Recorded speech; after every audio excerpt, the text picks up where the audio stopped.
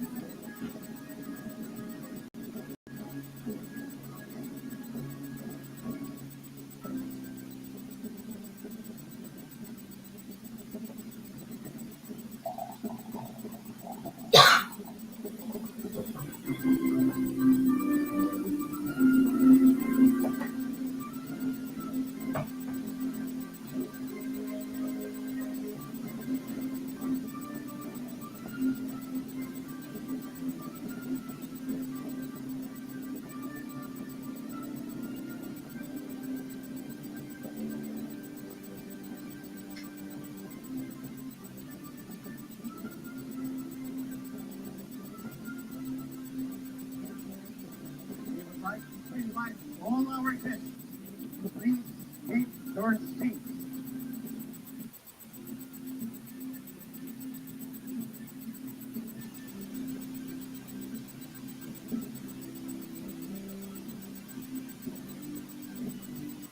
It all began in 1972.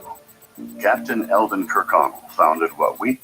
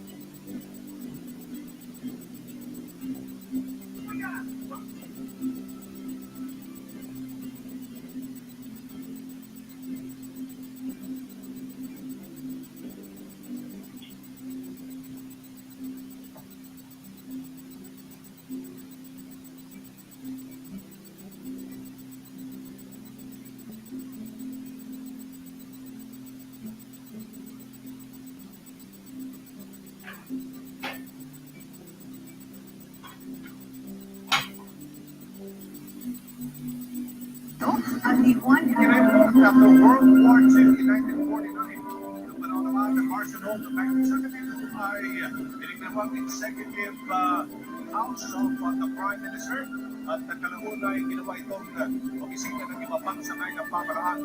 At ang National Museum of Fine Arts ito ay saksi sa pagmamahalan ni former President Ferdinand Marcos Sr. at ni dating First Lady Imelda Marcos kung saan ay nagpakasabit sila 11 days after they left here. Yes, actually sa kantin sila nagkakilala, bumaba sa kantin ng dating senador Marcos at nakita niya si Imelda at siya'y nabithani. At doon na nagsimula actually, after 11 days sila po yung kinasal. At konti kaalaman na lamang din po para sa ating mga manonood, matapos po i-rebuild yung taong 1949 ang National Museum of Fine Arts dahil nga po grabe ang magkakasira nito. Makalipas po ang digmaan. Kung papasukin po ninyo ang museo, ito po ay halos kapareho-pareho po ng ginawa ito. Apat na palapag pa rin ito, ngunit nabawasan na po yung morning facade articulation. Ang apat na palapag na gusali na ito ay may rectangular plan at ang layout nito oriented sa kanyang line of symmetry sa east-west axis, longitude in a north-south axis, at dalawang main entrances naman ito ay nasa silangan at kanlurang bahagi.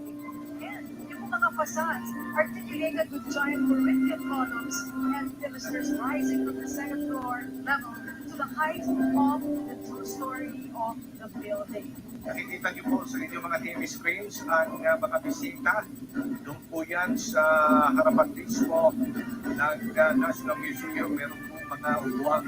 Inihanda po dyan ang pamalaan para po sila isumaksik. No? Kabilang po tayo, mga kababayan, sa pagtumpa sa tungkulin inauguration ni President-elect Ferdinand Marcos Jr. Mamaya po ay siya na magiging Pagulong Ferdinand Marcos Jr. in a while. At noong September 30, 2010 naman, sila po ng RA Republican number 196, 10096. The historical landmarks of the National Historical Commission of the Philippines, itong National Museum of Fine Arts. Ito pa ay sila ng Resolution number 8. Pinagkaroon nilang pagkilala sa significance ng gusali dahil saksi ito mga kababayan sa political milestones ng bansa tulad na lamang ng Constitutional Convention ng 1934, makasaysayan talaga. At ito para sa ibang pagpakulo ng bansa, katulad po ni Pangulong Quezon na Special Commonwealth Government, President Duterte 35.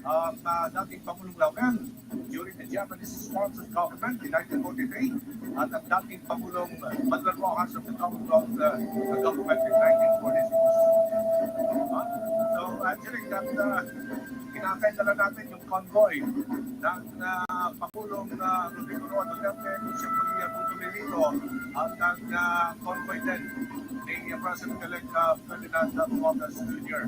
Sabihin ko lang Aljo, Marcos Jr.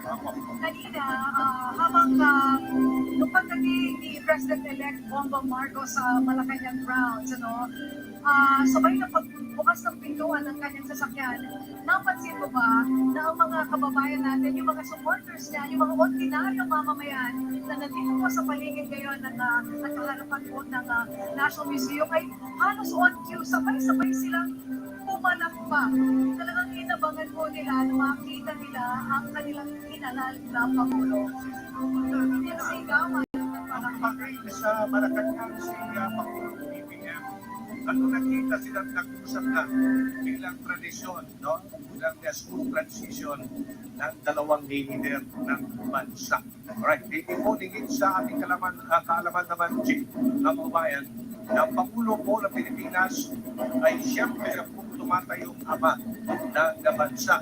Sa kamay niya po, nakasalalay ang ikauunlad o ikababagsak ng bansang kanyang nasasakupan. At ayon po sa ating 1987 Philippine Constitution, ang Pangulo, ang existing head of state and head of government, siya rin po ang Commander-in-Chief ng Armed Forces of the Philippines. At bilang Chief Executive, ang Pangulo po ang may control sa lahat ng executive departments, bureaus at mga opisina ng pamahalaan.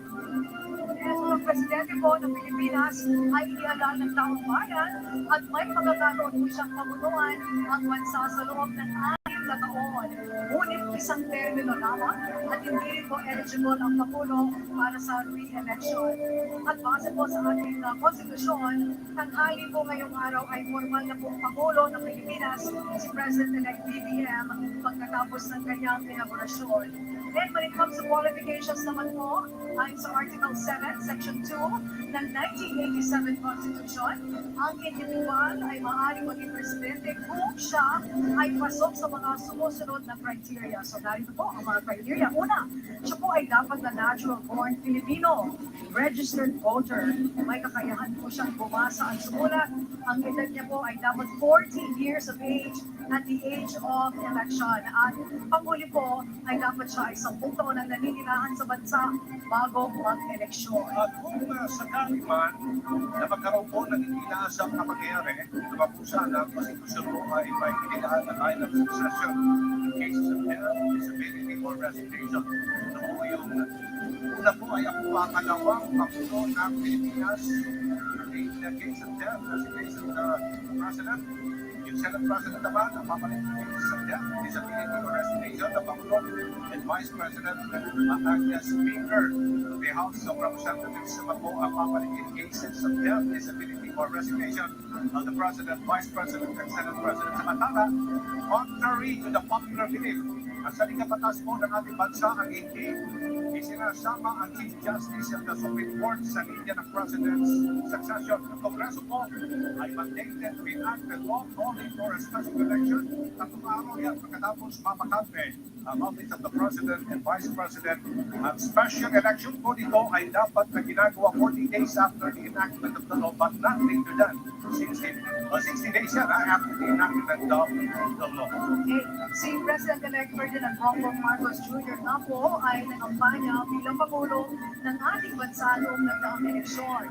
Matapos po ang botohan ng eleksyon ay nakakuha po si BBM ng total votes of 31,629,783 votes. Kaya naman po matapos ang ilang pag-check ng botohan upang masiguro na walang kayaan na naganap ay dineklara na nga po na bilang susunod na Pangulo ng Pilipinas si President-elect Bongbong Marcos.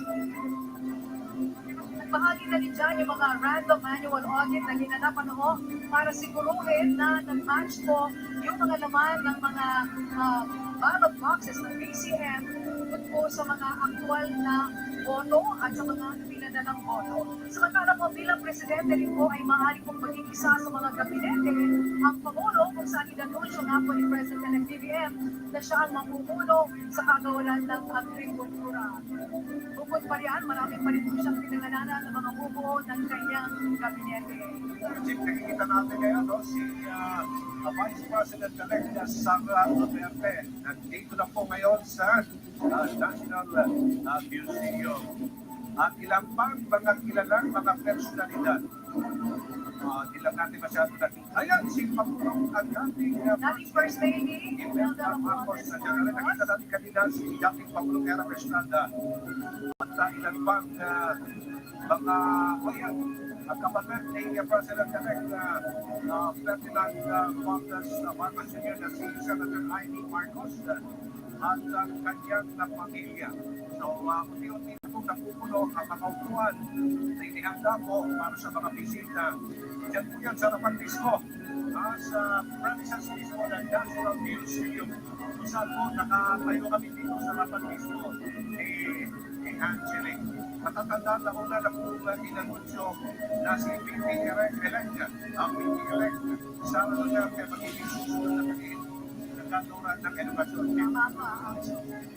Ang kaniin naman po na report na Federal Report, ito po ay makakakangikos na po Cabrera Estrella, si Abela, Pangandaman, Department of Budget and Management, Benjamin Jokno, sa Department of Finance, pagkukulo naman po ni Grade 1, Tomay Panjanoy, ang Department of Information and Communications Technology, ang dating chairperson po ng MFPA na si Benjamin Avalos Jr. naman ang susunod na pagkukulo sa Department of Interior and Local Government.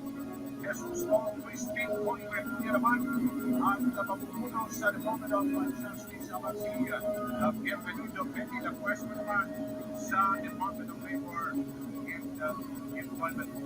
Ang pagkukulo naman sa Department of Migrant Workers ay si Susan Smokeless, si Rafi Tulfo naman ang itinalaga bilang bagong kalihim.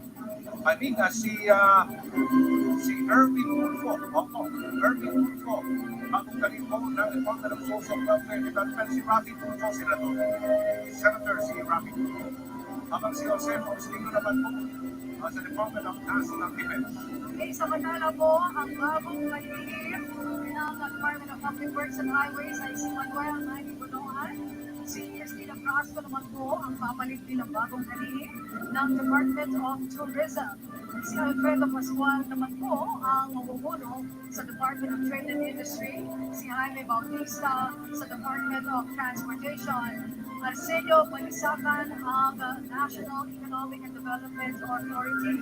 Ang bagong kalihim naman po ng Presidential Communications Operations Office ay si Rose Beatrix Trixie Cruz Angeles, habang si Victor Vic Rodriguez naman po ang Executive Secretary at si Juan Ponce Enrile ang Chief Presidential Legal Counsel.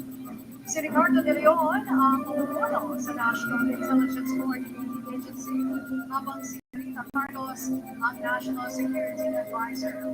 Si Maria Zenaida Amping naman ang mamumuno ng Presidential Management Staff.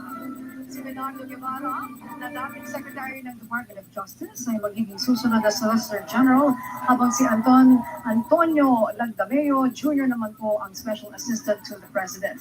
Kahapon ay nataglag sa kanyang listahan ng mga magiging miyembro ng gabinete ay sina Veteran Banking Executive Jose Arnulfo Puig Veloso, chosen to head the Government Service Insurance System o GSIS, at ang kasalukuyang Solicitor General si Jose Calida bilang COA Chair. Ulitin ko lang ang bagong incoming DSWD Secretary and Broadcaster na si Idol Edwin. Ulitin ko lang po ang nahanap na senador si Rafi Tulfo, si Senator Rafi Tulfo.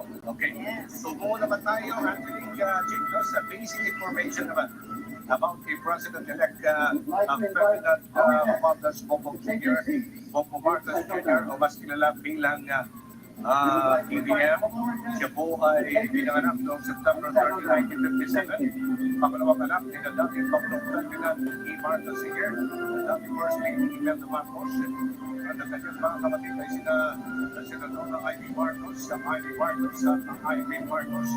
Siya po ay 8 years old na naman na maupo kanyang kamakilang Pangulo na Pilipinas noong 1965. Sa edad na 12, namulat na agad siya sa politika nang siya po ay naging young veteran noong taong 1969. Yes, samantala po kung si dating Pangulong Marcos Sr. at ang dating First Lady Imelda ay may kakaibang kwento ng pag-ibig. Sila President-elect Marcos Jr. naman po at susunod na First Lady na si Attorney Lisa ay simple lamang po.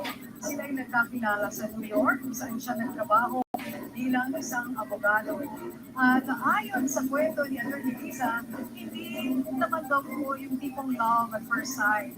Kumbaga nag-develop lang daw ang kanilang relasyon eventually. After a period of time, binigyan daw ni President-elect BBM si Attorney Lisa ng tapa. Regalang tapa. At sabi niya, tayo na after that, nakuha po ni BBM ang pagtako ng mga magulang ni Attorney Lisa at sila yung kinasal sa Italia at actually nakaselebrate ng kanilang silver anniversary sa parehong simbahan. Isa sila kinasal. Ang kanilang mga anak ay sina Ferdinand Alexander Araneta Marcos, Joseph Simon o Simon Araneta Marcos at si William Vincent Araneta Marcos. Pasensya na po kung minsan napapasigaw kami ni Anthony dito dahil napakalakas ng speaker sa harapan namin. May napakalakas. Kaya hopefully ay naiintindihan niyo po ang aming mga sinasabi rito. Ating susunod na First Lady naman, mga kaibigan, mga kababayan, ay si Attorney Lisa Araneta Marcos. Again, siya po ay napakasimple, individual. Una na rin yan si Lizer activity. At kung bibigyan nga raw siya ng pwesto sa pamalan, ay mas pipiliin niya rin at wala sa limelight. Si Lisa Araneta Marcos po ay isang abogado at may sariling law firm. Ang MFA SSH at siya rin po ay isang guro. Hindi po siya basta guro na o profession naman na nagtuturo sa kanyang estudyante. May pusin na puso ang ating susunod na First Lady. Ayon sa kanya, hindi siya tumatanggap ng bayan pagtuturo. Instead, ang kanyang salary ay inilalaan niya sa pagbabayad ng expenses ng kanyang mga estudyante. Habang inantay natin mga kanila ng pagdatay ng convoy ng Pangulong Halal Ferdinand Marcos Jr. ay kunti-kunti na rin dumadami talaga mga tao rito. Napapansin namin, halos lahat na pumupunta mga kababayan natin. Mga ordinaryong tao ito. Meron po silang t-shirt, halos lahat na may pula at meron pong kulay na berde.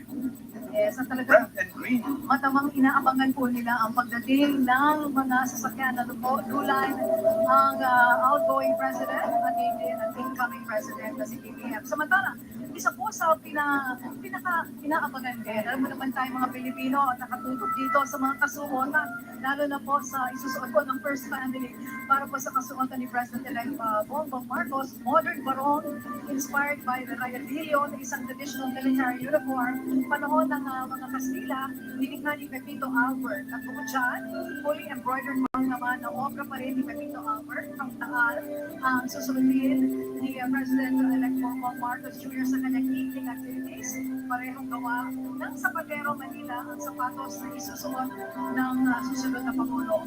Modern pinya terno ang nalikha naman ng international fashion genius na si Leslie Bobo ang isusuot na terno ni First Lady Lisa Araneta Marcos. Talagang mapusisi ang disenyo ito na gawa sa mga telang pinya puro, pinya sela at pinya suksok na pinuntahan naman ng pambansang Bulacan ng Pilipinas. Ayan. Yung terno po at ng sapatos na likha naman po ni Lila Almario ng Rex.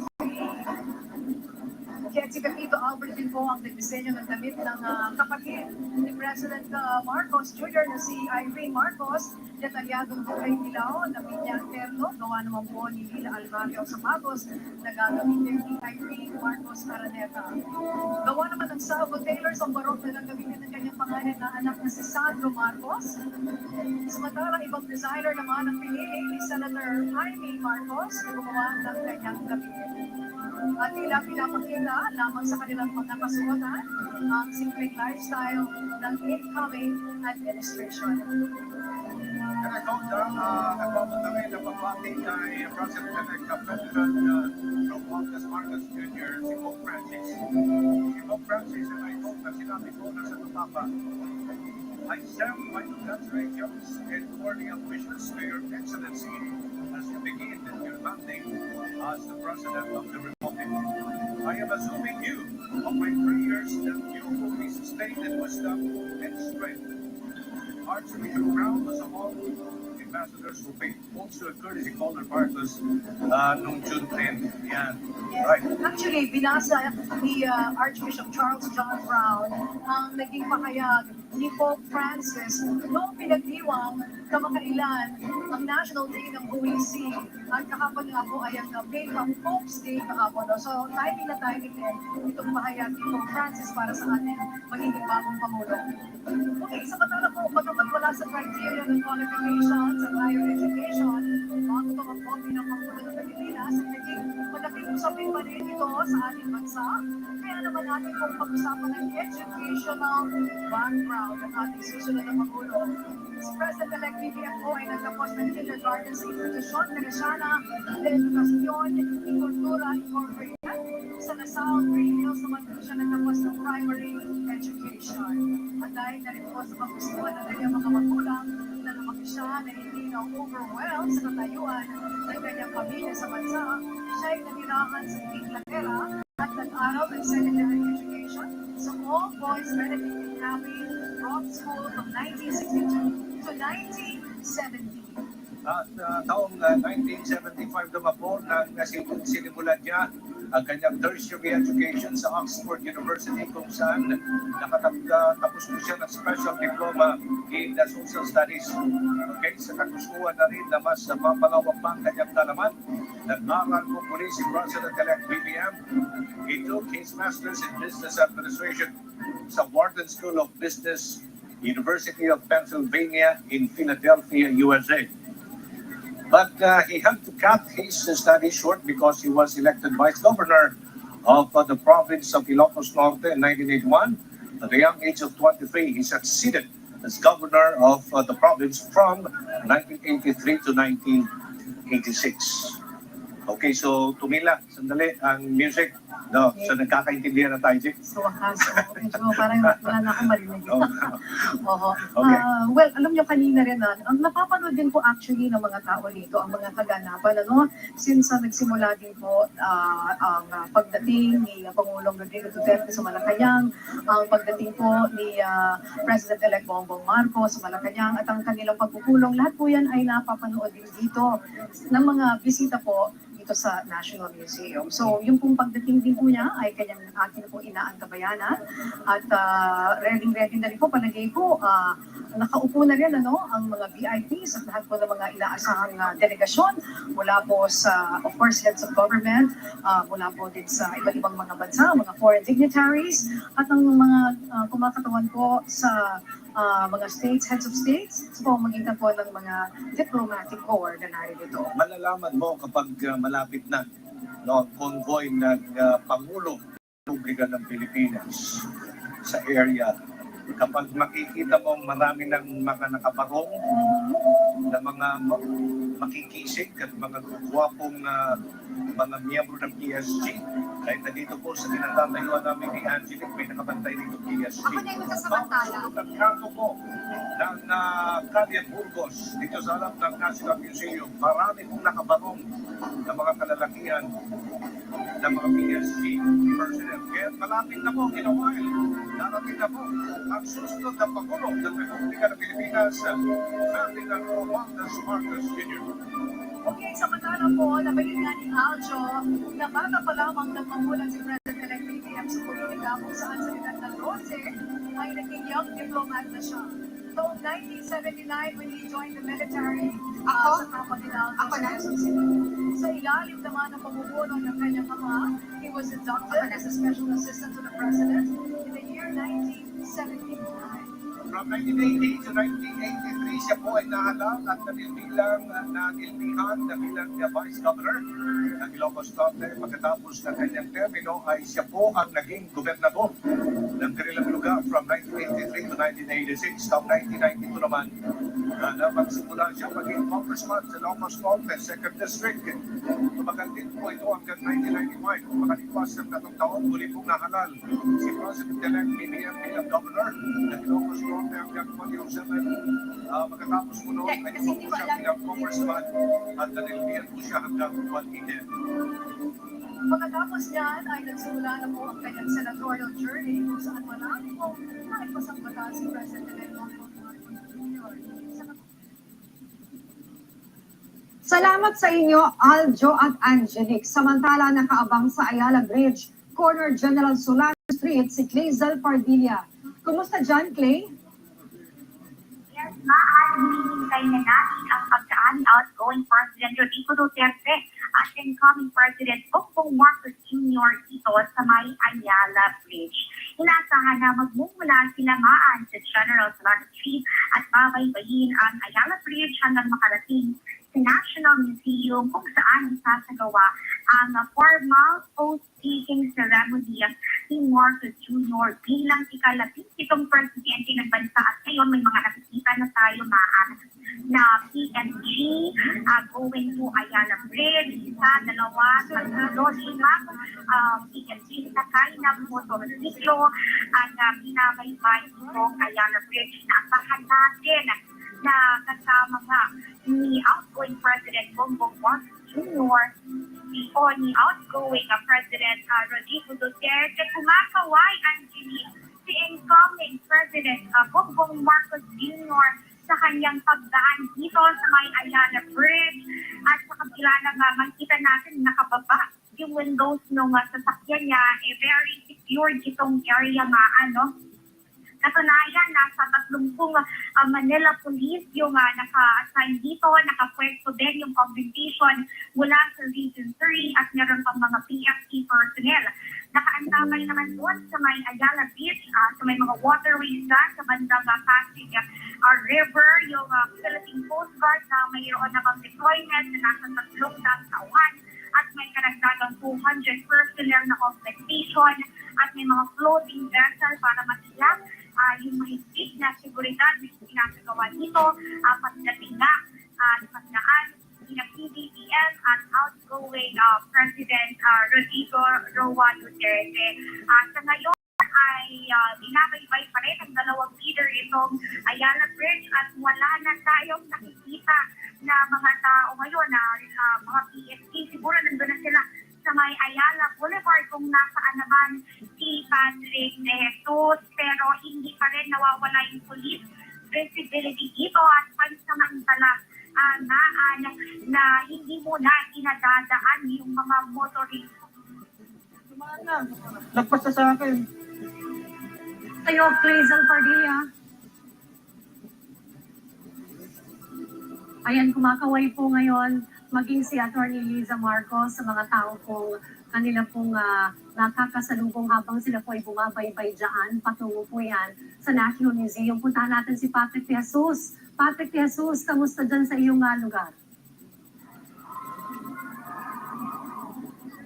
Yes, Diane. Dito nga sa may Ayala Boulevard ay dumaan na yung convoy ng mga sasakyan. Kung nasaan sina Pangulong Rodrigo Duterte at incoming President Bongbong Marcos. Sa ngayon nga ay napakahaba ng convoy na yan. At ito, nakita na natin yung presidential car, itong presidential car number 1.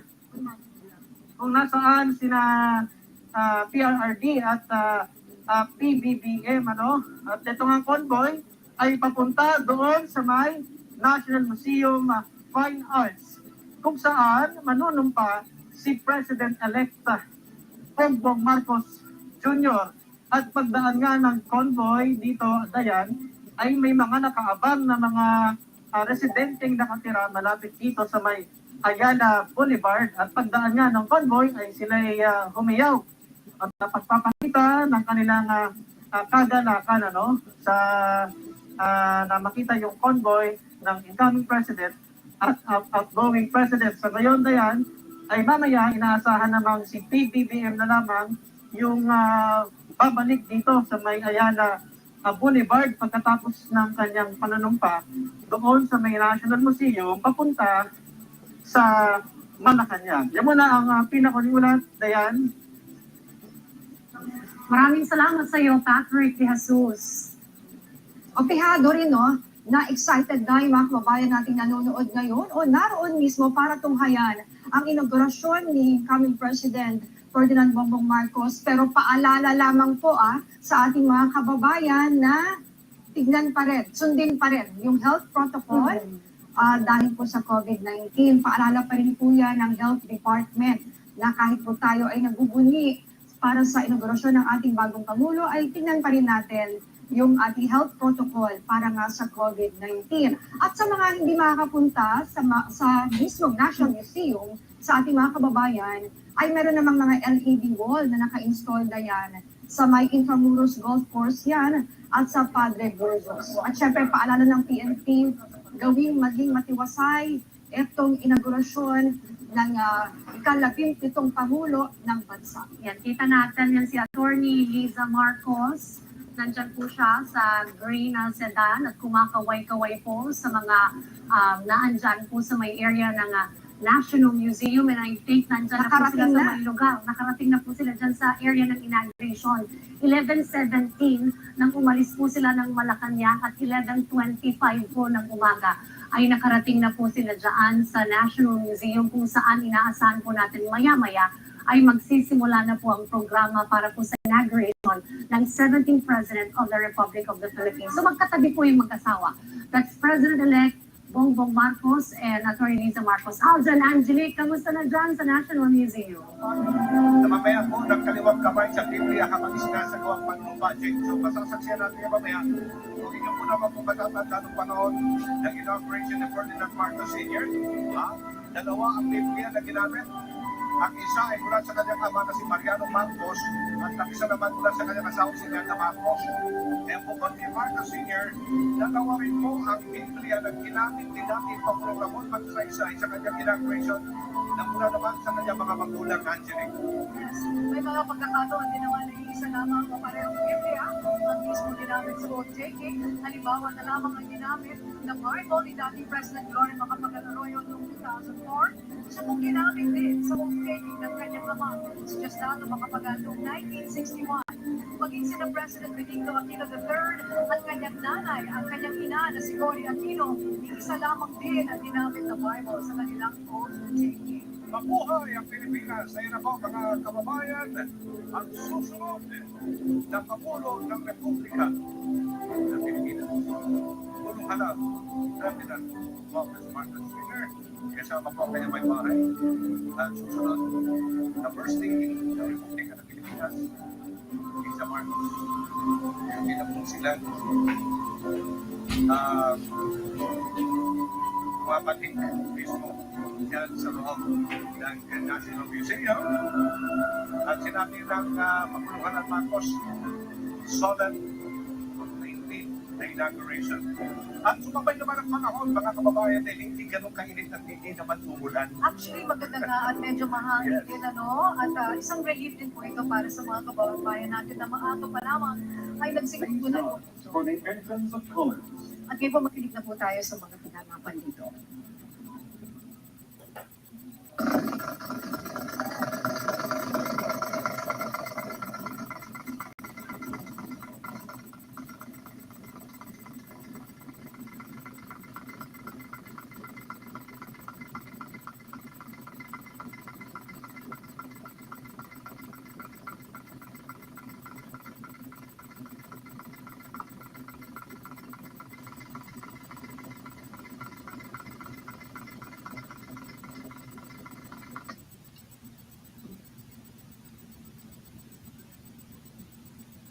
Let us all rise for the Philippine National Anthem.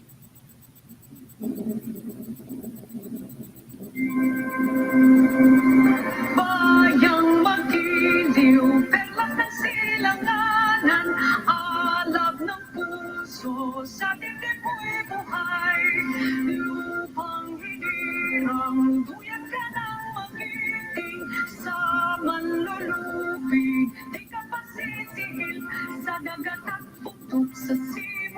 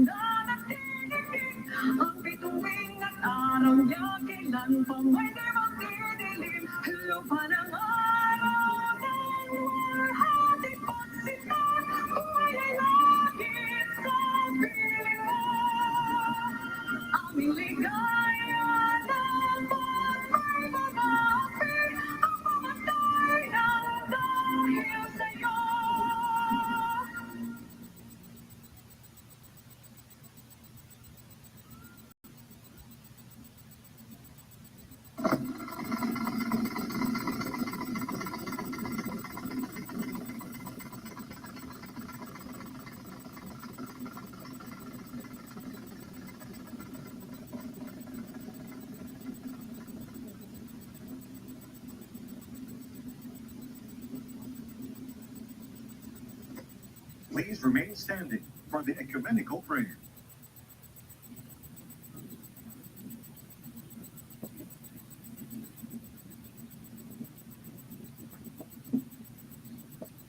Kindly bow your heads in prayer.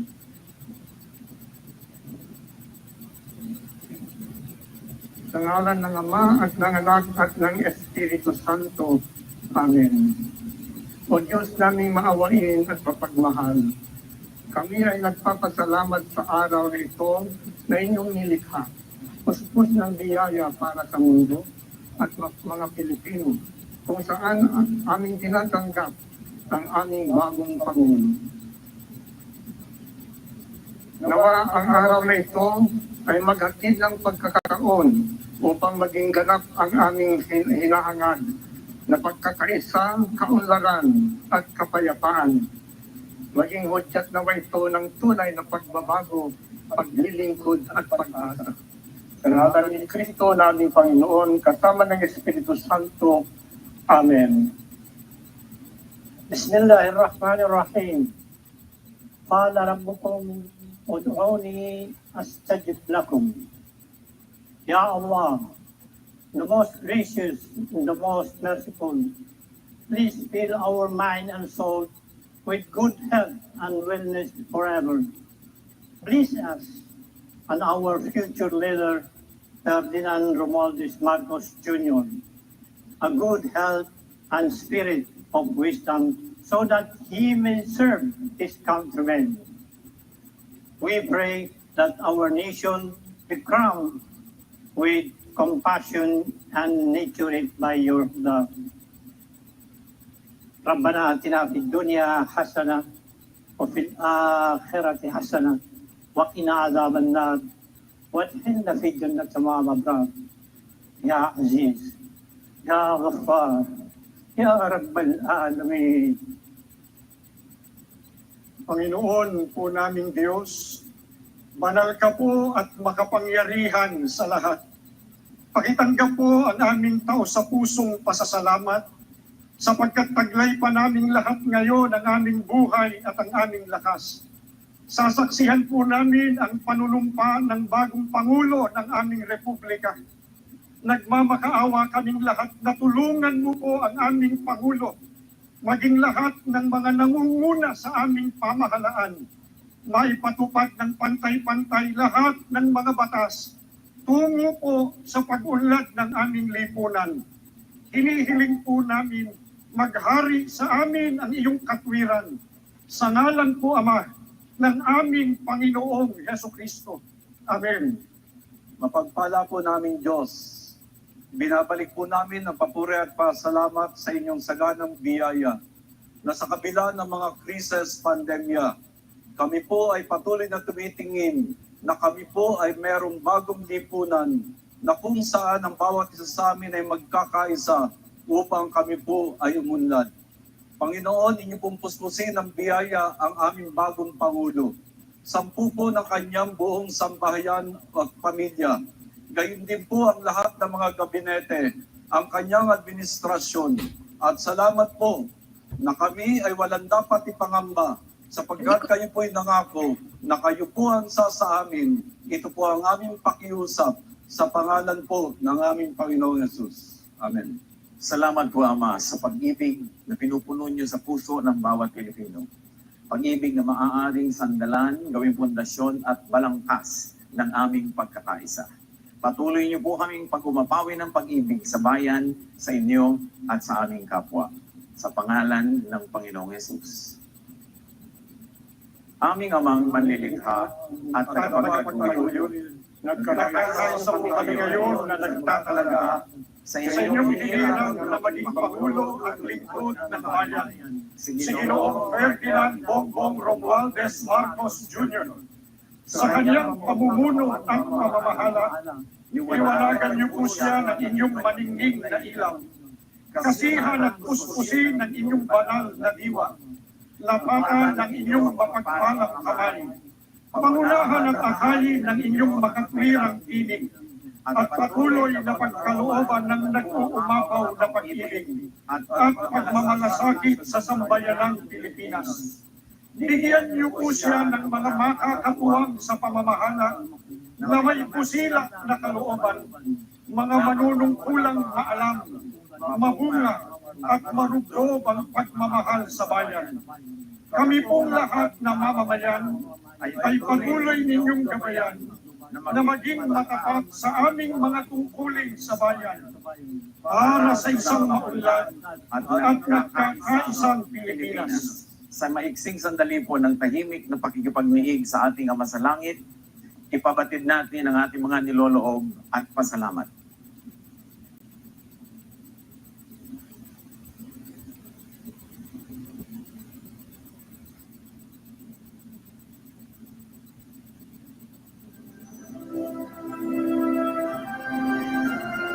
Please be seated.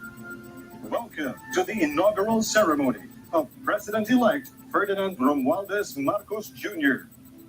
To begin, let us now witness and give a big round of applause to the military and civic parade.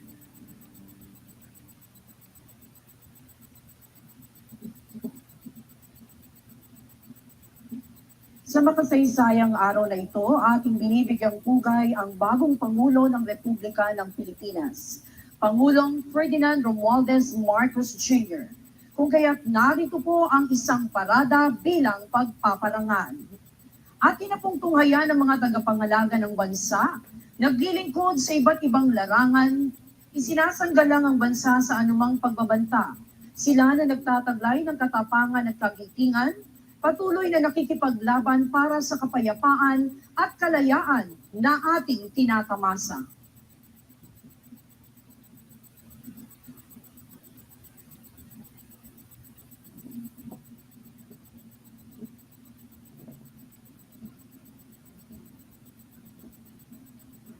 Bumubungad po ang parada na kinabibilangan ng ating Corps ng mga kadete ng Sandatahang Lakas at Pambansang Pulisya ng Pilipinas, gayon din po ang Tanod Baybayin.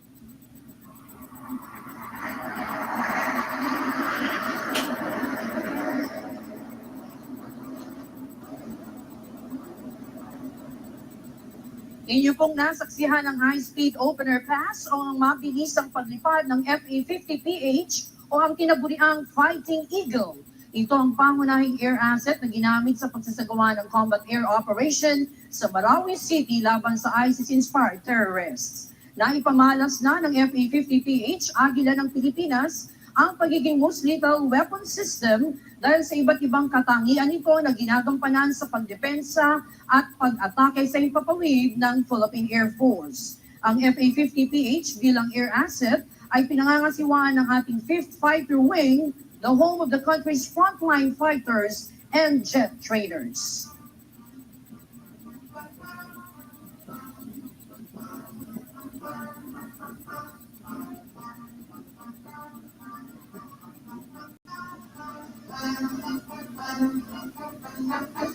Nangunguna po sa ating parada ang pinagsamang banda ng Sandatahang Lakas ng Pilipinas.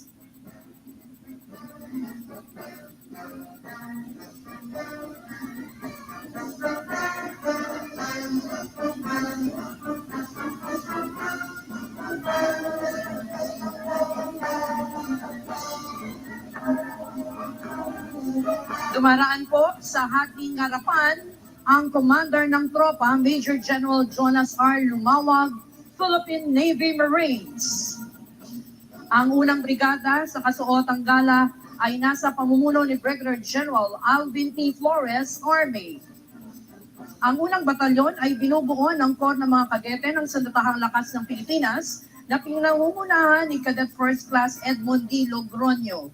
Mula sa prestiyosong Philippine Military Academy, ang mga ginuot binibining ito ang mamamahala sa iba't ibang sangay ng Sandatahang Lakas. Ikinikintahan sa kanilang puso't isipan ng kagitingan, integridad at katapatan. Sila na sa hinaharap ay magiging kaagapay sa pagsusulong ng kapayapaan at kaunlaran ng bansa.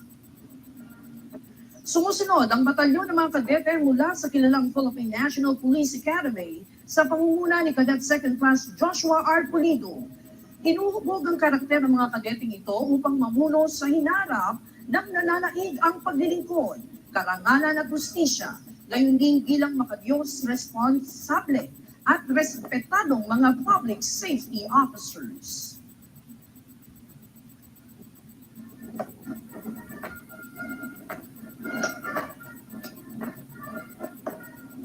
Mangyaring tumayo po ang lahat para sa pagdating ng watawat ng Pilipinas.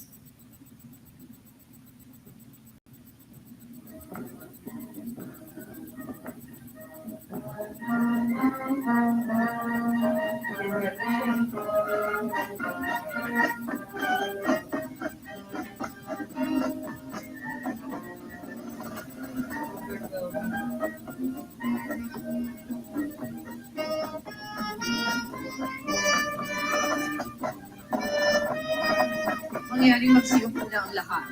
Ating natutungayan ng mga sagisag mula sa Sandatahang Lakas, Pambansang Pulisya at sa Tanod Baybayin ng Pilipinas. Ang pangalawang brigada sa kanilang kasuotang battle dress attire ay pinamumunuan ni Brigadier General Joanis Leonardi P. Maano ng Air Force. Sumusunod ang batalyon ng Special Operations Forces ng Sandatahang Lakas sa pangunguna ni Commander Ray R.G. Abonete ng Navy. Binubuo ang batalyon ng Scout Ranger at Special Forces ng Philippine Army, Naval and Special Operations Group ng Philippine Navy at 710th Special Operations Wing ng Philippine Air Force. Sila mga piling individual na ang kasanayan ay sa iba't ibang larangan at nakakaangat lalo na sa mga espesyal na operasyon. Narito naman ang batalyon na binubuo ng kapulisan at Tanod Baybayin na pinamumunuan ni Police Lieutenant Colonel Joseph C. Bayan. Ang ating kapulisan na nagpapagpatubad ng batas sa papanatili ng kapayapaan at kaayusan at nagsisiguro sa kaligtasan ng ating mamamayan. Ang Tanod Baybayin ay nakatuon sa Maritime Search and Rescue, Maritime Law Enforcement, Maritime Safety, Marine Environmental Protection, at Maritime Security. Lumayan natin ang mga sasakyan at gamit pandigma ng Sandatahang Lakas ng Pilipinas, Pambansang Pulisya ng Pilipinas at Tanod Baybayin ng Pilipinas, gayon din ang mga tauhang kabilang sa mga espesyal na unit, kasama na din po ang pagsuportang unit.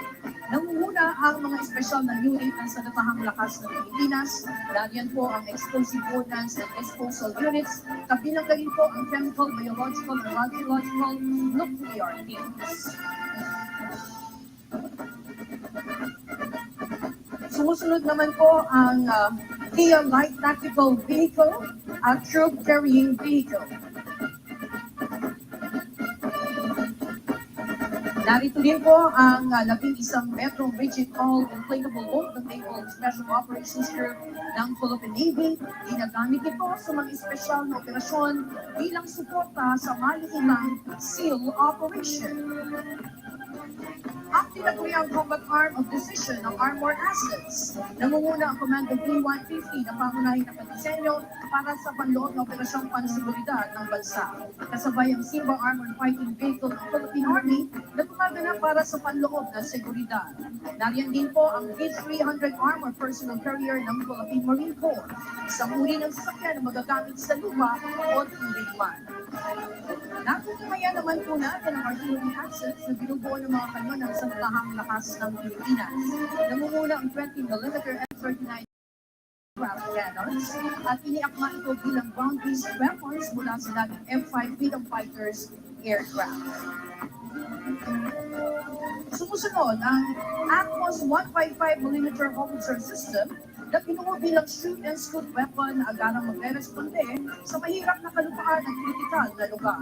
Magmula dito ng electronic suit na may inertial navigation system based on laying method at automatic loader.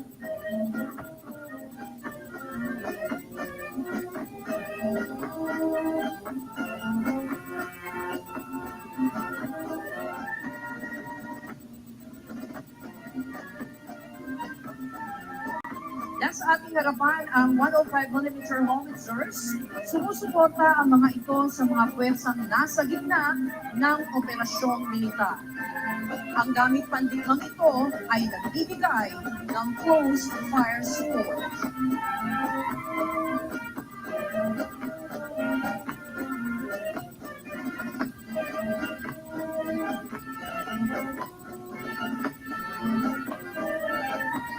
Hindi naman po nakikitang 8-ton Euro trucks at 1 and 1/4-ton Sadco. Ang mga sasakyan ito ay ginagamit bilang bahagi ng combat support units. Gayon din sa panahon ng kagipitan, partikular sa humanitarian assistance and disaster response.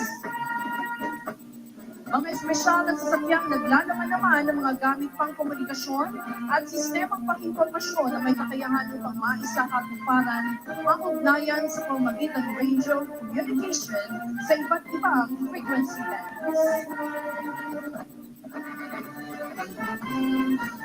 Ang mga sasakyan naman po at kagamitan ng ating pambansang pulisya ng Pilipinas at panagbaybayin ng Pilipinas na pawang ginagamit sa iba't ibang larangan, seguridad at maging sa kampanya laban sa terorismo at humanitarian assistance and disaster response. Pinangungunahan ito ng PNP Highway Patrol na tinaguriang Guardian of the Highways na nakatuon sa operasyon sa lansangan para sa traffic safety at maging sa paglaban sa krimen. Lagyan po ang mga sasakyan ng NCRPO, ang forensic curve scene of the crime operatives, ang chemical, biological, geological, nuclear, and explosives, at ang pinagsanib na explosive ordnance at K9 mobile vehicle van. Natutuhayan natin ng SWAT van, Special Action Force, na lula ng multi-purpose armored vehicle personnel carrier at MG rubber bullets.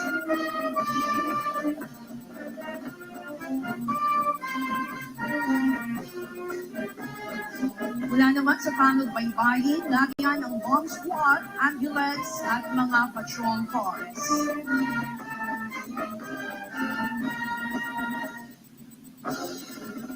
Dariyan po ang kanilang jet ski para naman sa agarang makatugon sa seguridad at search and rescue operations. Ang aluminum search and rescue boats na nakadisenyo upang mabilisang makaresponde ang rescue team sa mga nalunod o biktima ng sakuna sa karagatan. Samantalang ang regional hull boat ay ginagamit sa iba't ibang misyong isinasagawa ng Coast Guard Anti-Terrorist Unit. Ngayon po, ibalik ang inyong atensyon sa kalangitan at natutungayan ang pagdaan ng mga sasakyang pangipapawid ng Santahang Lakas ng Pilipinas. Inyo pong nakikita ang 4 na 829 Super Tucano. Sumusunod ang 10 SF-260 Marchetti na nakadisenyo para sa basic at intermediate training at nagsisilbing dependable attack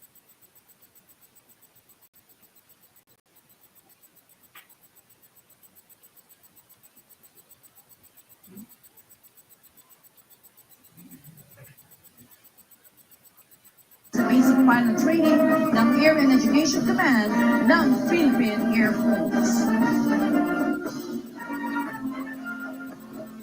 Mga kababayan, atin pong natunghayan ang ating sandatahang lakas, ang pambansang pulisya at ang panagbaybayin ng Pilipinas na maaasahan mapaanumang larangan saan man at kailanman. Sila ang ating mga kaagapay upang mapanatili ang kaayusan, katiwasayan at kapayapaan sa buong kapuluan para sa masaganang kinabukasan ng ating bayang Pilipinas.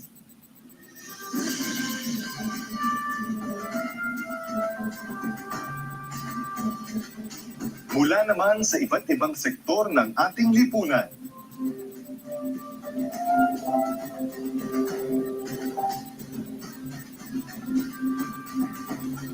Ang ating mga bayaning katuwang sa lalong pagpapaganda at pagpapaunlad ng ating bansa.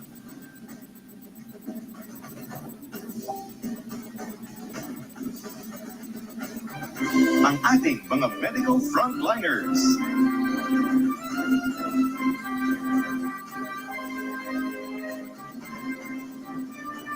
Sa panahong singdilim ng pandemya, ang mga bayaning nagniningning ng pinakamaliwanag.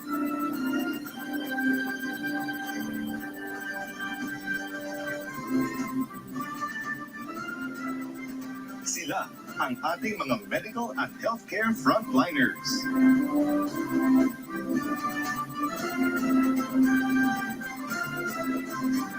Nanganganib sa bawat araw upang masigurong ligtas at protektado ang bawat pamilyang Pilipino.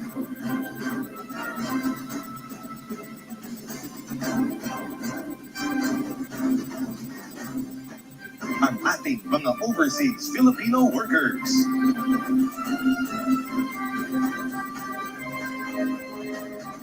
Sa ibayong lupa man o karagatan, ang manggagawang Pilipino ay tinitingala ng ibang bayan. Dahil sa kanilang husay, galing, at pagmamahal sa trabaho.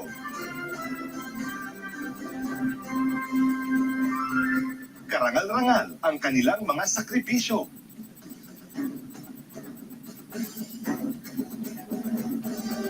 Malayo sa kanilang mga mahal sa buhay.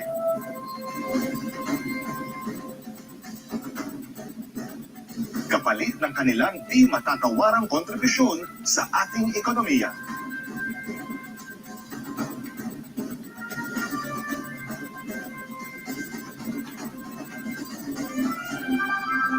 Mga atletang Pinoy sa larangan ng palakasan.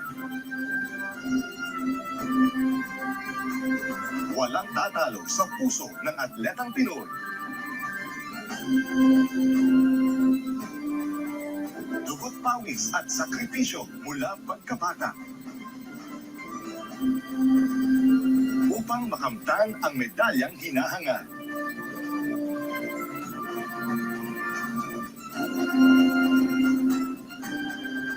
Ang karangalang inyong dala para sa bansa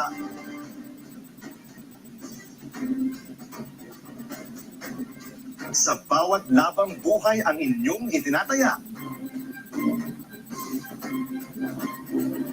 ay kabayanihang ating kinikilala.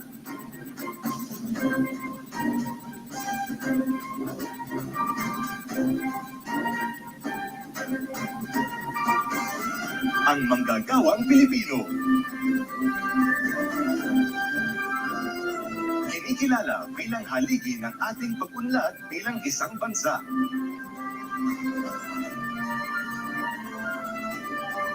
Ang kanilang pagpupunyagi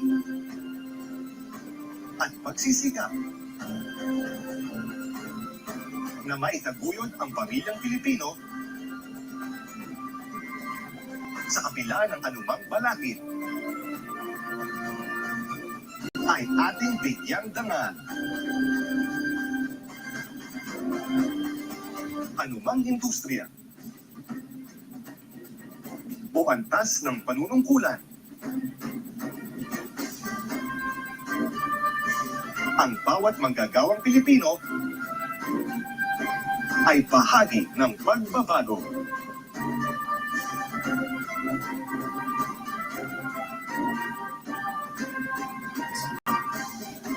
Ang ating transport sector, panlupa, pantubig, o panghimpapawid.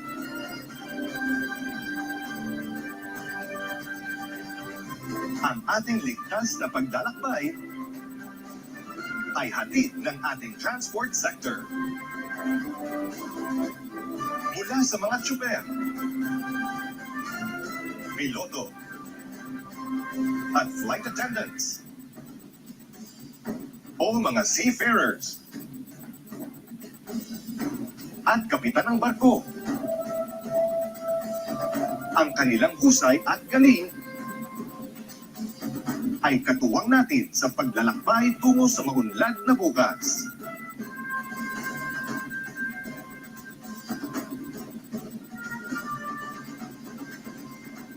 Isang pagpupugay sa ating mga magsasaka at mangingisda.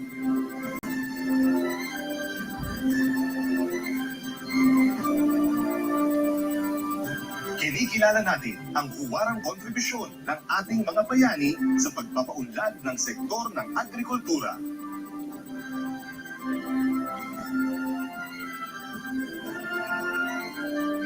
Ang ating likas na yamang lupa at karagatan.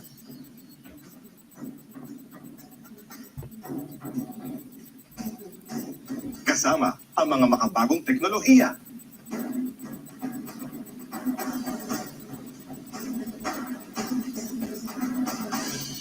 Isang masaganang kinabukasan para sa agrikultura at matibay na seguridad sa pagkain ang nag-iintay sa atin.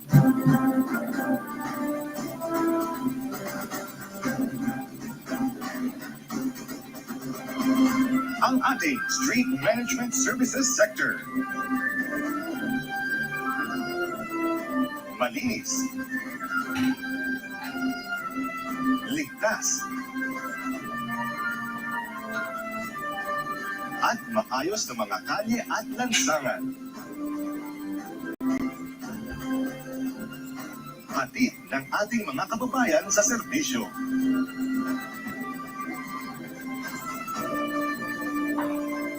Sinisigurong malinis ang ating kapaligiran.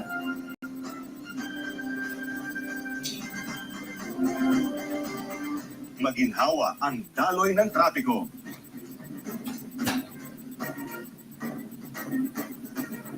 At ligtas ang ating publiko sa daan. Saludo po sa inyo.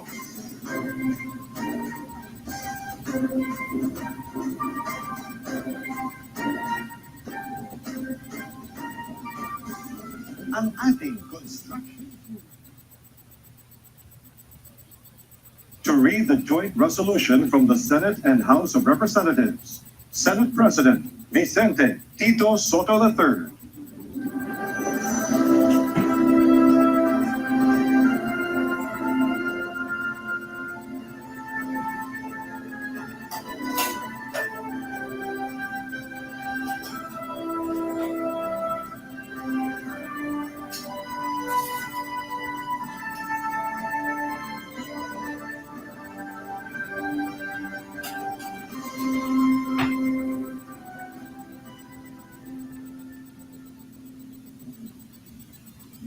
As the Senate President and co-chair of the joint public session of Congress that canvassed the votes for presidential and vice presidential candidates in the national elections held on the 9th of May, 2022.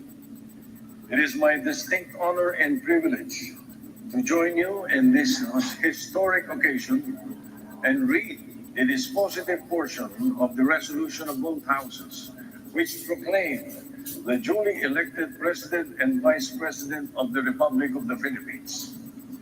The dispositive portion of the said resolution reads as follows. Resolved further to declare that candidate Ferdinand Bongbong Marcos Romualdez Marcos Jr. and candidate Sara Zimmerman Duterte received the highest number of votes cast for President and Vice President respectively in the national elections held on the 9th of May 2022, and by virtue thereof to proclaim Ferdinand Bongbong Romualdez Marcos Jr. as the duly elected President of the Republic of the Philippines and Sara Zimmerman Duterte as the duly elected Vice President of the Republic of the Philippines.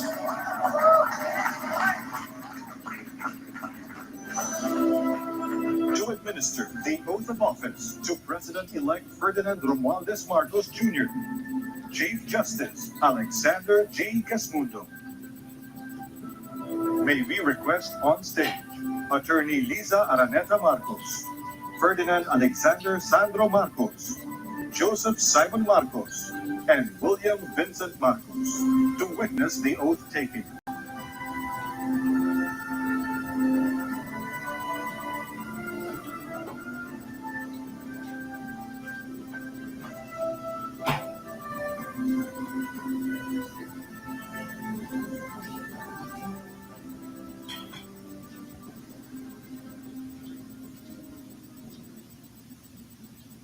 Mangyaring taas ang kanang kamay at bigkain ang mga sumusunod.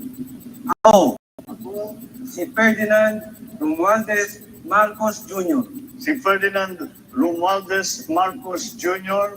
ay mataimtim na nanunumpa ay taimtim na nanunumpa Natutuparin ko ng buong katapatan at sigasig Natutuparin ko na buong katapatan at sigasig ang aking mga tungkulin bilang Pangulo ng Pilipinas, bilang Pangulo ng Pilipinas, pangangalagaan pangangalagaan at ipagtatanggol ang kanyang konstitusyon, ipatutupad ang mga batas nito, ipapatupad ang mga batas nito, magiging makatarungan sa bawat tao, magiging makatarungan sa bawat tao, at itatalaga ang aking sarili sa sa paglilingkod sa bansa. paglilingkod sa bansa. Kasi nawa ako ng Diyos. Kasinawan ako ng Diyos. Congratulations, Mr. Maraming salamat.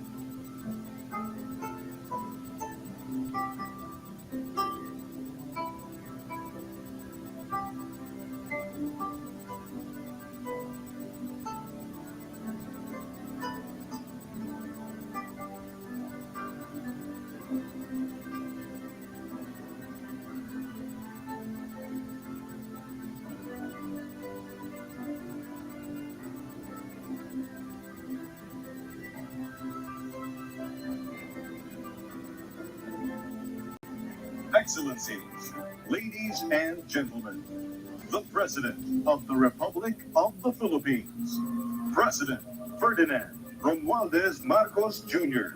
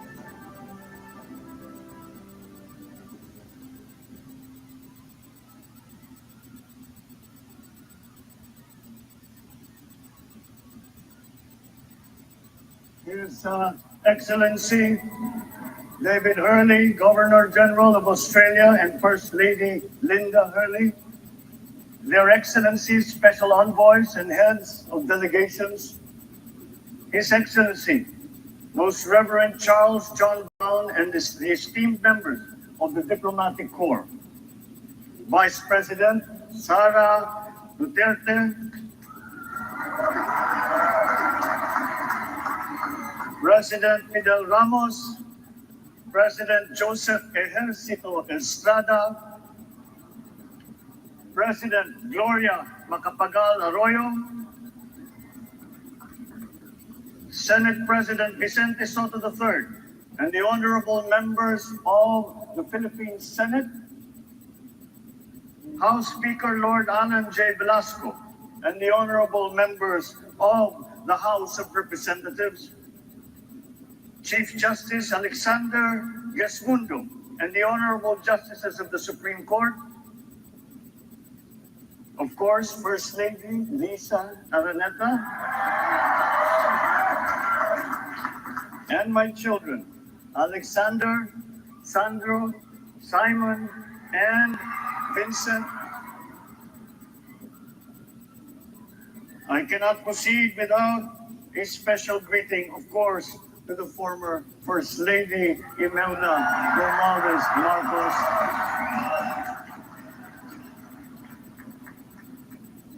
Other distinguished guests, ladies and gentlemen, my friends, ang aking minamahal na mga kababayan, magandang tanghali po sa inyong lahat. This is a historic moment for us all.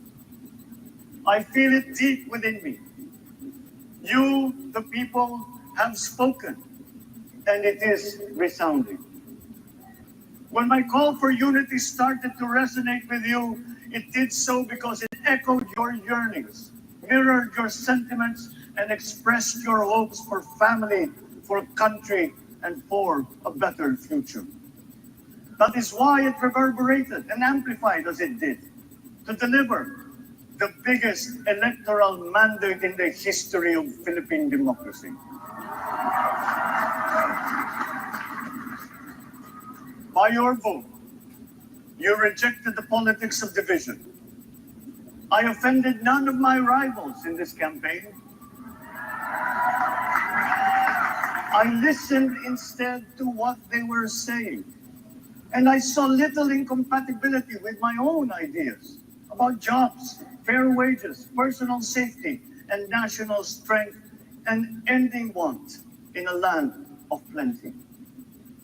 I believe that if we but focus on the work at hand and the work that will come to hand, we will go very far under my watch. You believe that too. At pinakinggan ko ang tinig ninyo na ang sinisigaw ay pagkakaisa, pagkakaisa, pagkakaisa. We will go farther together than against each other, pushing forward, not pulling each other back, out of fear, out of a misplaced sense of weakness. It all began in 1972. Captain Eldon Kirkconnell founded what we... But we are the furthest from weak. The Filipino diaspora flourishes even in the most inhospitable climes, where they are valued for their quality. The changes we seek will benefit all and will shortchange no one. I was not the instrument of change. You were that. You made it happen. I am now. You picked me to be your servant, to enable changes to benefit all. I fully understand the gravity of the responsibility that you put on my shoulders. I do not take it lightly, but I am ready for the task. I will need your help. I want to rely on it. But rest assured, I do not predicate success on the wide cooperation that's needed. I will get it done. I once knew a man who saw what little had been achieved since independence in a land of people with the greatest potential for achievement, and yet they were poor. But he got it done, sometimes with the needed support, sometimes without.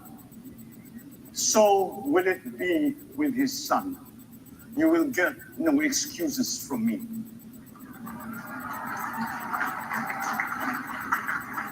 I am here not to talk about the past. I am here to tell you about our future. A future of sufficiency, even plenty, of readily available ways and means to get done what needs doing. By you, by me. We do not look back, but ahead. Up the road that we must take to a place better than the one we lost in the pandemic. Gains made and lost, opportunities missed, well-laid plans superseded by the pandemic. Indeed, ours was the fastest growing economy in ASEAN by ways now outdated. We shall be again by a radical change in the way the world must now work to recover what we have lost in that fire and move on from there. We face prospects of the spread of the war abroad, of which we are totally blameless. We seek friendship with all. But our countries like ours will bear the brunt of it. And if the great powers draw the wrong lessons from the ongoing tragedy in Ukraine, the same dark prospect of conflict will spread to our part of the world. Yet, there is more out there. Like going forward by new ways of doing that the pandemic forces to adopt. A stronger resilience, quicker adaptability. They are our best prevention. They are our best protection. Quiet reflection in a rough and tumble campaign of a breadth and intensity never experienced revealed some of them, such as the willingness to listen despite the noise, the hesitation to quarrel over differences, and to never, ever give up hope of reconciliation. These gave me the peace to ponder deeper. There are hints of a road not taken that could get us out of here quicker to something better, something less fragile.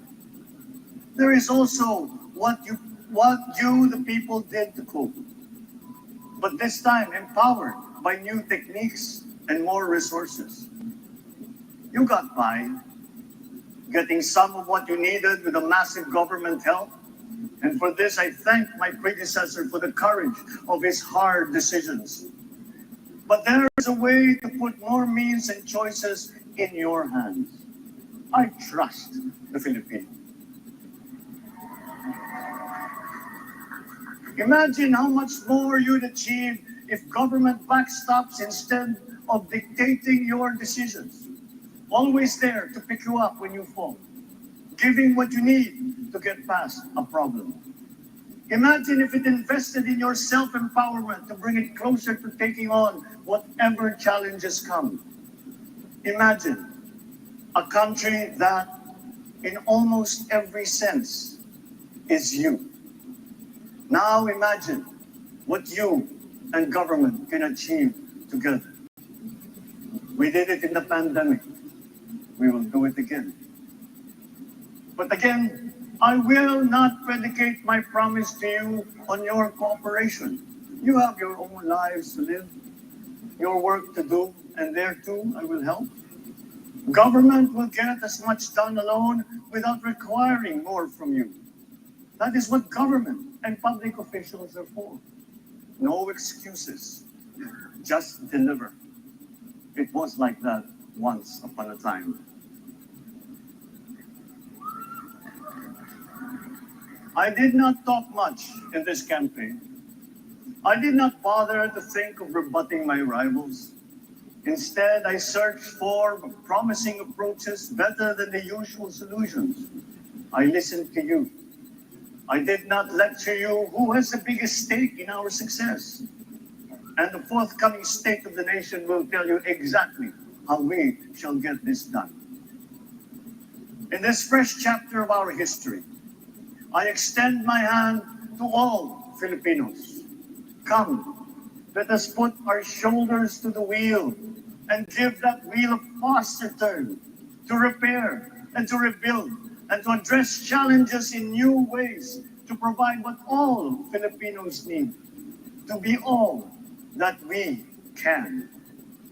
We are here to repair a house divided, to make it whole, and to stand strong again in the Bayanihan way, expressive of our nature as Filipinos. We shall seek, not scorn dialogue, listen respectfully to contrary views, be open to suggestions coming from hard thinking and unsparing judgment, but always from us, Filipinos. We can trust no one else when it comes to what is best for us. Past history has often proven that.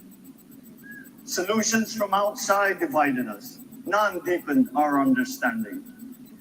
They were always at our expense. Never forget, we are Filipinos. One nation, one republic, indivisible. We resisted and never failed to defeat foreign attempts to break up our country in my father's watch. His strongest critics have conceded that. So let us all be part of the solution that we choose. In that lies the power to get it done. Always be open to differing views, but ever united in our chosen goal. Never hesitating to change it, should it prove wanting. That is how agile, resilient republics are made. Our future we decide today. Yesterday cannot make that decision anymore, nor can tomorrow delay it. The sooner we start, the surer and quicker the prospect of achieving our future. These are troubling times. What's happening to others can happen to us, but it will not. We see what's happening. We are witness to how it is being stopped, and we have seen the glory that crowns struggle against all odds. Giving up is not an option. We've been through times of bitter division, but united, we came through to this when it shall begin again, but better. The campaigns I've run have taken me here where I stand today. I listened to you, and this is what I have heard. We all want peace in our land. You and your children want a good chance at a better life in a safer, more prosperous country. All that is within reach of a hard-working, warm, and giving race. Your dreams are mine.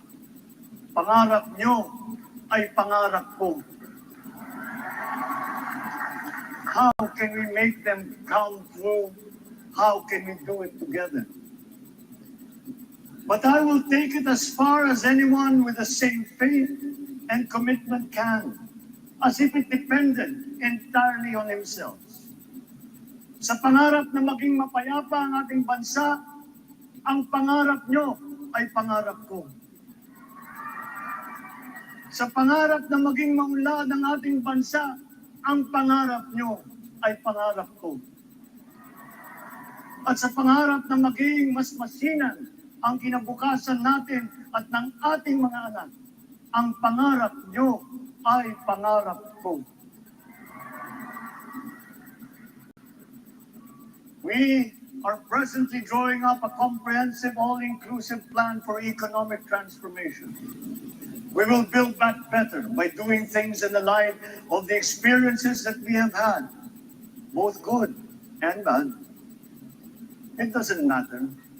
No looking back in anger or nostalgia. In the road ahead, the immediate months will be rough, but I will walk that road with you. The pandemic ravaged bigger economies than ours. The virus is not the only thing to blame. What had been well built was torn down. We will build it back better. The role of agriculture cries for the urgent attention that its neglect and misdirection now demands. Food self-sufficiency has been the key promise of every administration. None but one delivered. There were inherent defects in the old ways and in recent ways too.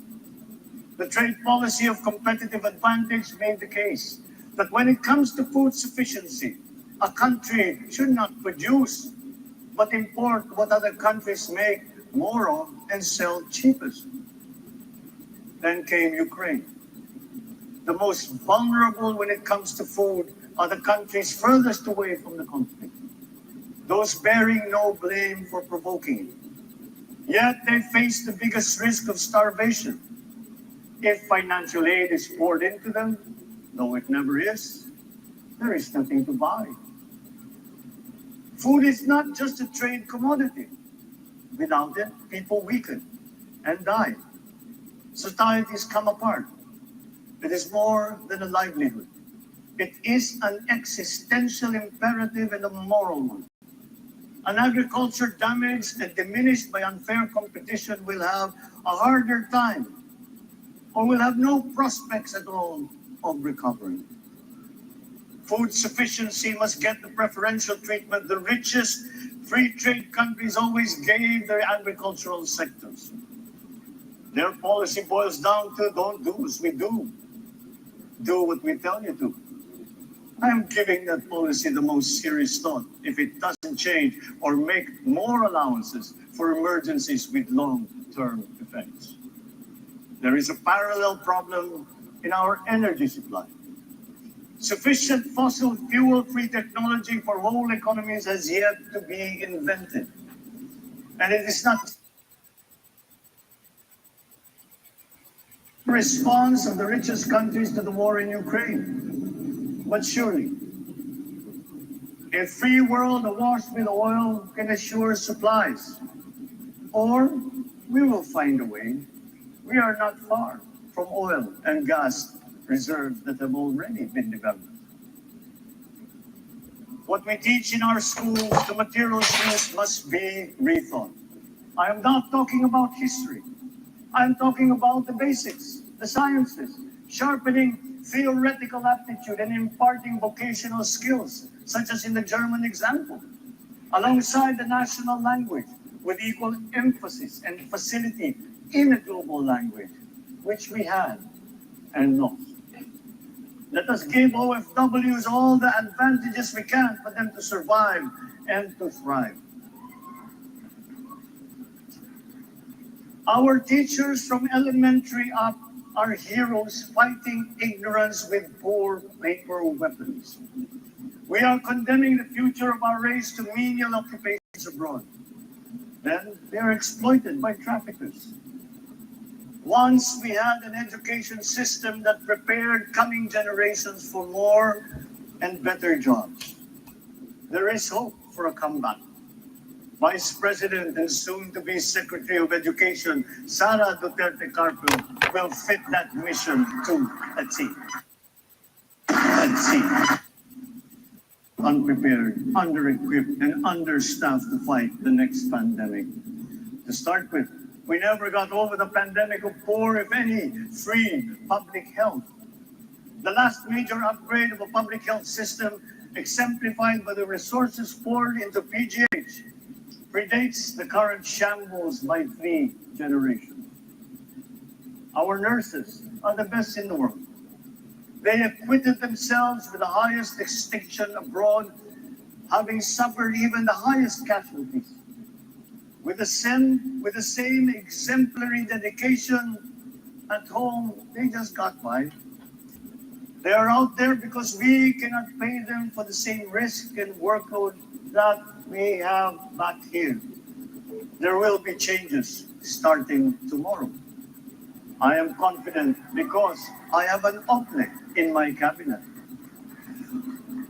There were shortcomings in the COVID response. We will fix them out in the open. No more secrets in public health. Remember, I speak from experience. I was among the first to get COVID. It was not a walk in the park. My father built more and better roads, produced more rice than all administrations before his. President Rodrigo Duterte built more and better than all the administrations succeeding my father. Much has been built, and so well, that the economic dogma of dispersing industry to develop the least likely places has been upturned. Development was brought to them. Investors are now setting up industries along the promising routes built. And yet, the potential of this country is not exhausted.